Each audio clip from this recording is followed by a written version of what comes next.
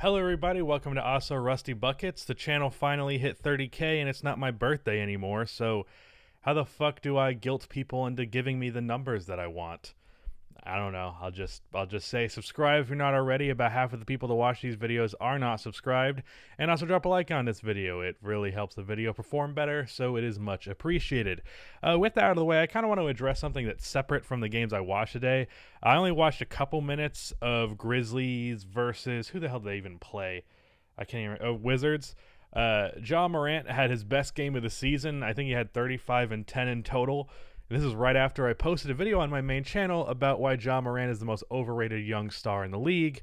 So that timing is hilarious, and what's funny is that has happened to me dozens of times. Anytime I've released a video negative about a player, it seems like they always have a good game.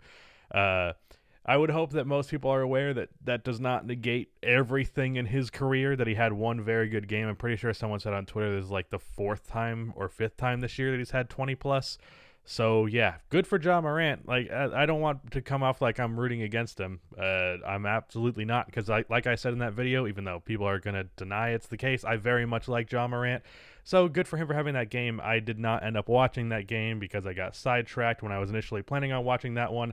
And kind of by the time that I hopped in, I only watched like 3 minutes because it was already a pretty decent lead for the Grizzlies. So yeah, good job on Ja Morant. So as for the games that I actually did get a chance to watch, I mean, I only watched 2 full games. So I watched the first 2.5 quarters of Spurs versus Knicks. I left a little bit midway through the third.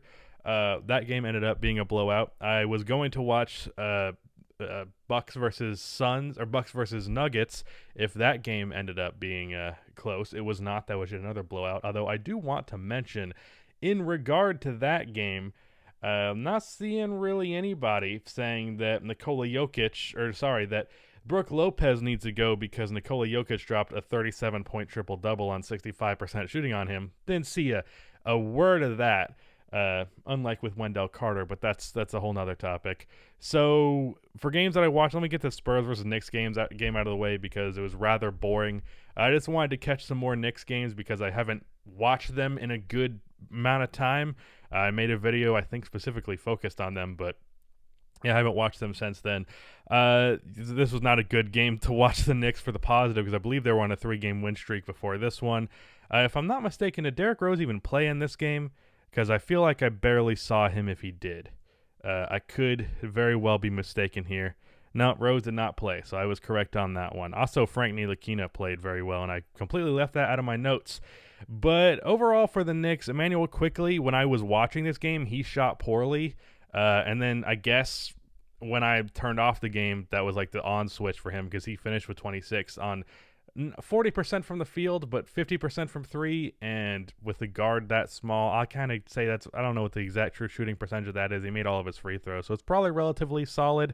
And he finished with 26. So yeah, he turned it around for sure after a rough start. Like I said, blowout by the third quarter. I do have a point with the Knicks that I'm a little bit apprehensive, if that's the proper way to use that word. I have no idea if it is, to express, just simply because I'm afraid that like it's going to come off as hating when I absolutely don't mean in this way. I'm a little concerned that the Knicks' current success is going to halt the development of some of their younger players, specifically RJ Barrett and especially Obi Toppin. I don't know why I almost called him OJ Toppin. That's not an NBA player. Obi Toppin, he played a good amount in this game, but he's averaging like 9 minutes a game, I think, last I checked. Julius Randle breaking out is like preventing Obi from really being this big-time guy for them right now. And RJ Barrett, though he has been improved from his first year, and I'd say the circumstances around him are a little bit better, he still has the Knicks spacing is still rough.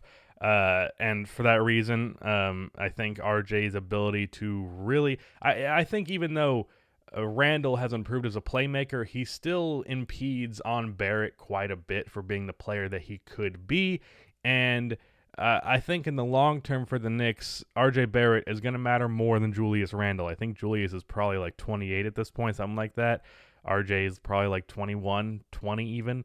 So, yeah, I'm a little concerned about that. Emmanuel Quickley, I mean, he could be getting more minutes, but I think in general, he's been pretty much embraced by Tom Thibodeau. I mean, a lot of teams would embrace him further, but it's not like Emmanuel Quickley is having these flashes and then he's playing like 12 minutes a game. Sure, that was happening earlier in the year, but it's pretty clear that Emmanuel Quickley is a big part of this team at this point. So, yeah, I'm just a little bit concerned about that on the Knicks end of things. For the Spurs, I don't have too many things to say. They had a good game here. I really don't see it with Lonnie Walker. He was 1 for 10 from 3 today. I looked at his season stats. They're nothing special. They're not bad, but like Lonnie Walker is like one of those players that Spurs fans are always like, watch out for this guy, because they've had a couple of players where like, watch out for this guy like he's going to be a star, and then thus far none of them have been. Derek White, DeJounte Murray, Lonnie Walker, then Keldon Johnson I think is easily the best among that category, and DeJounte and Derek White are both fantastic role players, and even if you're putting a category between star and role player, I think they're closer to that, but they're not all-star caliber players like many Spurs fans have hinted at them being or hyped them up to be. But Lonnie Walker, probably the one that I see the least in him out of all of that group. Speaking of that group, though, Luka Samanic, I believe is how you say that name. He was really good in this game. I think he finished with 17. Let me check. He finished with 14 and 7 rebounds, 3 for 5 from 3. He was hitting three-pointers, and he also took his guy off the dribble a couple of times. He's like a pretty big forward, I think primarily a power forward. Even could probably play some small ball center. I don't know if he's done that or not, but yeah, he seems like he can be a pretty good NBA player. And then Clippers versus Celtics. No Kawhi Leonard in this one. Kemba Walker. Is Kemba Walker back? This is his third really good game in a row, and also I believe the Celtics' third win in a row, if I'm not mistaken. Coincidence? I think not. Also, in those 3 games, Jason Tatum has not been the best. I've joked before, it is impossible for Kemba Walker and Jason Tatum to both have a good game in the same game. Like, it's impossible. It doesn't happen. So, yeah, very good game from Kemba Walker. I think he had a streak where he hit like 3 straight threes or something like that. Paul George, he played very well, and then he didn't play very well in the fourth quarter. I was actually prepared to have a real positive title in this video about how good Paul George has been this year, and then he does this shit in the fourth quarter. 2 for 8 in the fourth. He did hit a 3 like in the last like 40 seconds of this game, or actually I think it was like the last 30, whatever. It doesn't matter. He played poorly in the fourth quarter, and it was unfortunate. Reggie Jackson played one of the best games of his career, finished with 25 and 7 on 70% shooting. And one more note for the Boston Celtics, not too many notes to take away here. Robert Williams has been a lot better this year. I think earlier on, when I started doing these recaps, or I might have done this in a video about the Celtics, I was like, Robert Williams is like this guy that plays, but like I'm not seeing him getting better. He has finally gotten better this year, for sure.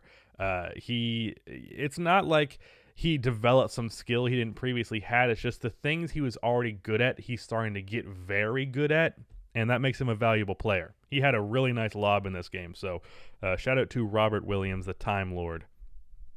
And then finally, Lakers versus Suns. One question I put right out of the gate, and this is not, I'm actually going to check his box score because I don't think he had too bad of a game. He didn't play a lot of minutes because of the fourth quarter going the way that it did. But, yeah, DeAndre Ayton, he finished with 17 points and 5 rebounds. I'm kind of getting to the point where I'm like, do we start talking about how DeAndre Ayton might be a bit of a disappointment? Like, I understand his game has not been catered to the fullest extent. Devin Booker shoots the ball a lot. He's had Chris Paul this year who shoots the ball a lot. But even then, I think Chris Paul mostly helps him more than anything else. Ricky Rubio helped him in his second year.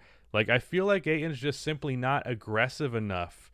Because I'll be honest, 14 and 11 on good efficiency and then pretty good defense, like I'd say a little bit above average, is not what the expectations were for DeAndre Ayton. The guy, even though he shouldn't have been, was a number 1 pick, and that was for a good reason, because he did have like David Robinson type potential, which was like his main comparison coming out of college, and he just is not aggressive enough. He does not. He shies away from contact. He doesn't impose like his. What's the point of DeAndre Ayton's muscle? Because he doesn't use it all that much. He's more of a finesse guy than a strength guy, when I think he really should be a strength guy. So yeah, DeAndre Ayton, little tad bit disappointing. May or may not make a video on that one day, but yeah. Who's not disappointing is Mikal Bridges. I think the guy's an all-defensive candidate this year, like for sure. The Suns have been surprisingly good on defense this year. I don't think anyone expected them to be bad, but like they've been almost just as good at defense as offense last I checked. That's the fun thing about these post-game recaps is that I can say things without fact-checking them, and then I end up looking like an idiot. But I'm pretty sure that's true. Hopefully it's not true. I guess I'll find out after this. Let's talk about what is in the title of this video. These refs are fucking bitch made. Like, I'm so tired of seeing players thrown out of games for no fucking reason. This time around, Devin Booker gets thrown out in a relatively close game for bouncing the ball at a ref a tad aggressively. Like a tad aggressively. What the fuck is that, man? It's a close game. And also, shout out to the Suns. I forgot to even mention this. Because they win this game, the Lakers lose and the Clippers lose. I'm pretty sure that means that, yes, the Phoenix Suns are the second seed in the Western Conference. So, goddamn Phoenix. But this was an opportunity where it very well could have been that Devin Booker getting thrown out loses the Suns this game, and it's because of that bullshit that would have happened. I will say this is not like the Lakers get all the calls thing, because just the calling in general in this game was relatively inconsistent. There was a play, I wrote this down here, so I'm going to look directly at it, where Crowder fell down when he was dribbling, and it was completely on his own, and there was a whistle blown. And like that happens way too often. Just because a guy falls does not mean there's a foul. But then later on, Talen Horton-Tucker on the baseline definitely pushed off, at least from what I saw.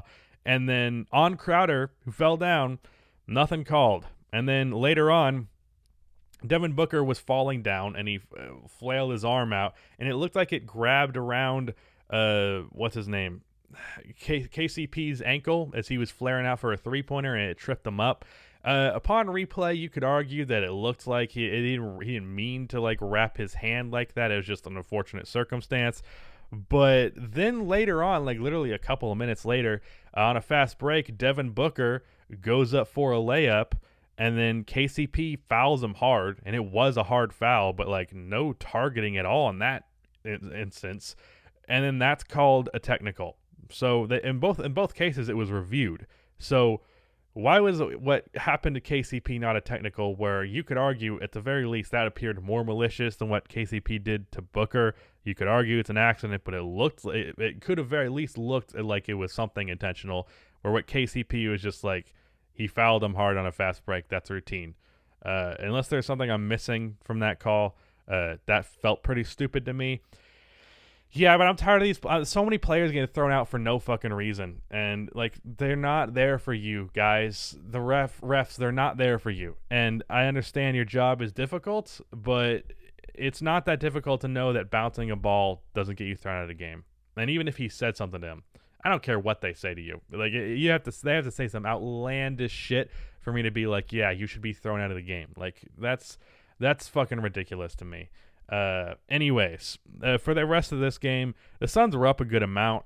Fourth quarter, they got a decent, sizable lead with their bench unit, because their bench unit played very well. Dario Saric played very well in this one. He finished with like 20-something. He hit a couple fadeaways in the lane. It was like, damn, Dario. I do want to give a shout out to the Suns as well for like actually utilizing Dario Saric properly. I'd say on the Timberwolves and especially on the Sixers, he was primarily used as a spot shooter outside of his rookie year. And it's like, yeah, he can do that, but he also has some creating ability, which is something that's worth tapping into. And the Suns seem to do that, which they did in this game, and it kind of won them this game, was him really going off of the bench. I actually tweeted at one point, like, is Chris Paul hurt and I missed it? But no, the Monty Williams let the guys play, let the bench unit continue to play because they were just playing well. Like, why bother taking them out? Chris Paul did get in the game very late, like last 2 minutes, but for like a 5-minute stretch to close the fourth quarter, it was like Cameron Payne, Jay Crowder, Dario Saric. I think Nader was in there.